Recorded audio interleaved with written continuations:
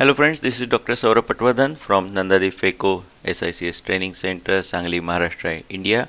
And in this video, I'll be speaking about how to do dry aspiration of cortex in case of posterior capsular rupture. So before starting, make sure there is no vitreous in the AC. If present and not trapped in the incision, then push it down with dispersive OVD. But if it is trapped in the incision, do anti-vitrectomy and make sure there are no nuclear pieces before you start dry aspiration. The equipments used here, either Simcoe cannula or bimanual aspiration probe can be used. I prefer bimanual aspiration probe as it goes through smaller incision. Dispersive OVD is must, and I prefer 2% HPMC because it is less expensive, also less viscous, so can be aspirated easily after IL implantation. Though you can also use heavy dispersive OVD like Viscoat to plug the posterior capsular rent.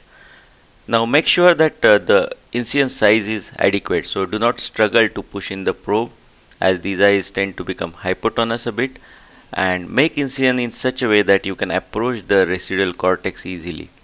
Now the advantages of doing dry aspiration is that there is no fluid ingress, so that means less vitreous hydration, and chamber is less turbulent, so less chance of cortex dropping into the vitreous cavity.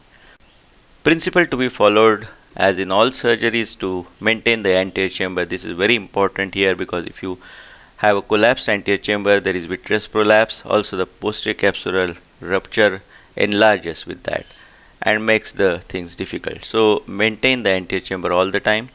I am using aspiration probe of the bimanual here with vacuum linear 100 to 200 mmHg, just adequate to pull out the cortex.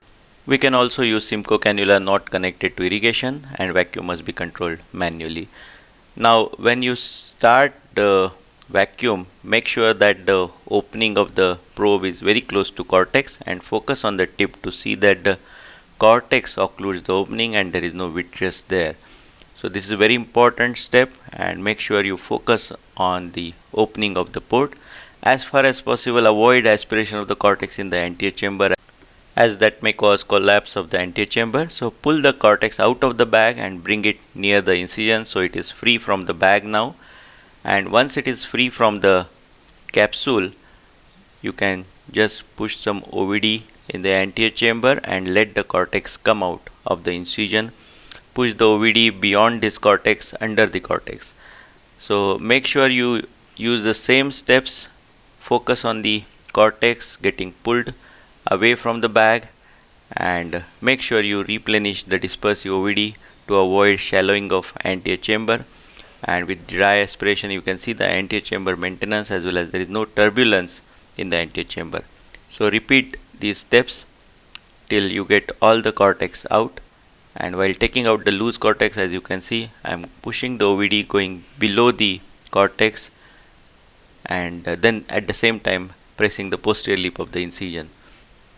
So dry aspiration of cortex while maintaining the anterior chamber helps in avoiding extension of PC rent. All these steps are very useful in case of posterior capsular rent where there is cortex remaining. For more such videos, do subscribe to my YouTube channel. Also subscribe to this Facebook page, fecotraining.org.in. Thank you so much.